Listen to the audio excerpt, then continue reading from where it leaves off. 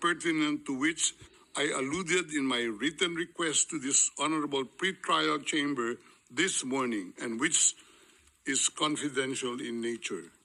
Accordingly, I repeat my respectful request, which was rejected this morning, to postpone the substantive aspect of this hearing to the next week, when I will have the opportunity to sit with my client and to explain to him what a confirmation hearing is and what the disclosure is, and how the prosecution alleges that he committed crimes.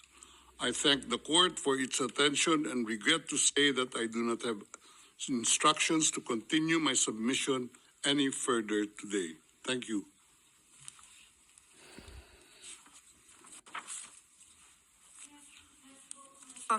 D'abord, concernant... Thank you, Counsel. Now, with regard to the health issues of Mr. Duterte, I believe that the court has taken specific measures with regard to his health situation, and I note that subsequent to his arrest and when he arrived at the detention center, the court's doctor was of the opinion that you were fully mentally aware and fit, and that you have undergone further checks and tests at the detention facility.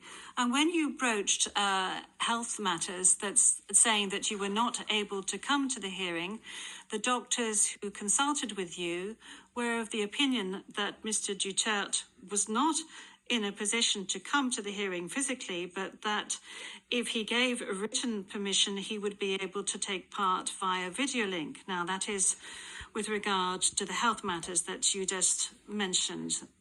They are very important, especially concerning the matter of age.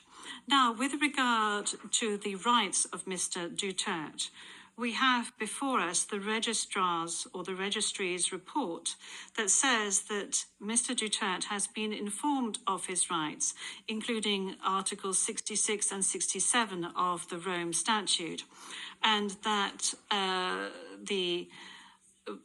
that he is aware of his rights and that he is also aware of the charges against him. We have before us the report of the registry saying that he was also aware of the warrant of arrest in the English language and that he is very well versed in the English language. Once again, you have the possibility of these charges being read in English, which was the case today. I have read to you in the French language the rights that he has, Mr. Duterte, before this court, and I'd like to specify once again that this is an initial hearing. In order for Mr. Duterte to be aware of his rights and the charges against him.